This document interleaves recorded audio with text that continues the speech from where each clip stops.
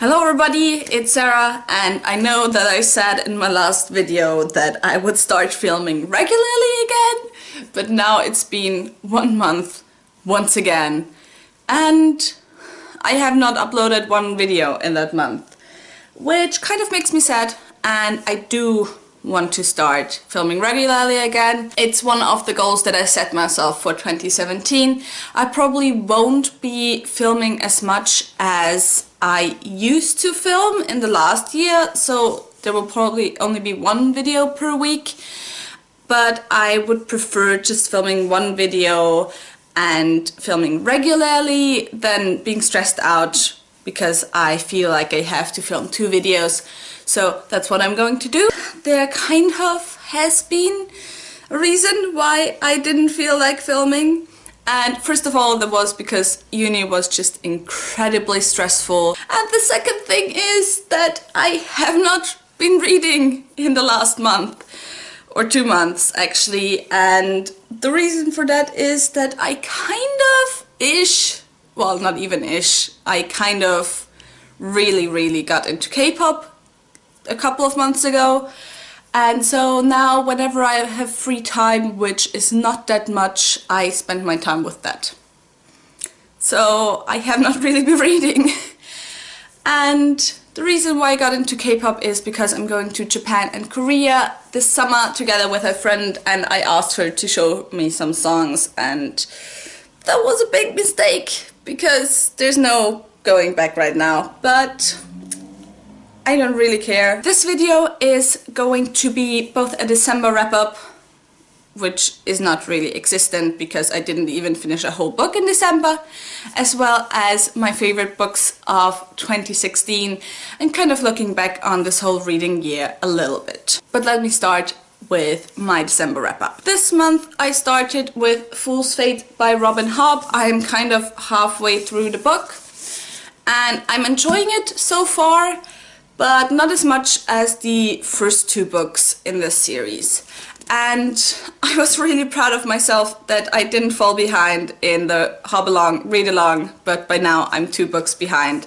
So I really need to catch up. And now for my reading wrap-up of 2016. I read a total of 61 books, which is less than last year, but I'm still really proud of myself because most of those books were more than 400-500 pages. I did read a lot of pretty long fantasy books. My best reading month was January. I read 12 books. Basically, I read all of Rick Riordan's books. And my worst month was December. As I said, I barely even read half a book. Let me get to my favorite books this year.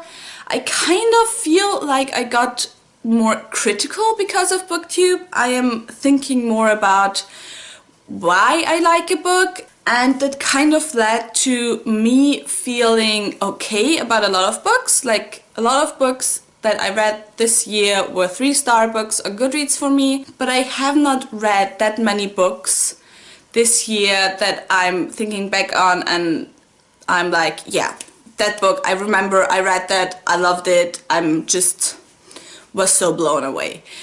So I won't have a full 10 favorite books of 2016, but just generally show you some of the books that I really enjoyed and also tell you about some of the books that I did not enjoy. And if I have a review on that particular book, I will leave all the links in the description box down below.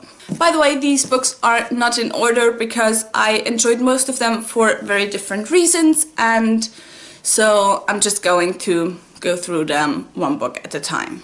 The first book on my favorites list this year is Lady Midnight by Cassandra Clare, which is the first book in the Dark Artifices series. I purely just have this book on my list because it's a Cassandra Clare book and it was fantastic again, and I think it was a great start to the new series. I am so excited for the second book. Next, this year was a bit of a year of Brandon Sanderson for me again. I really enjoyed The Bands of Mourning, which is the second book in the Wax and Wayne series. The ending blew me away once again. I was so shocked. And I also really enjoyed Elantris this year. I just loved it, and The Way of Kings as well as Words of Radiance were also two of my favorite rereads this year, and Brandon Sanderson is just always a hit for me. My favorite reread of this year was Harry Potter and the Philosopher's Stone.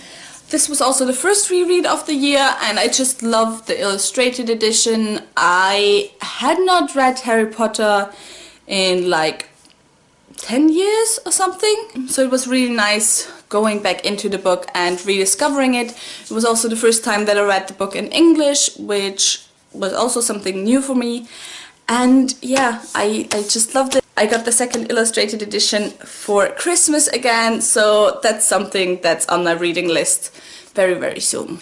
Then I have The Slow Regard of Silent Things. This is just a novella, but I think I would probably have to say that this is my favorite book that I have read this year.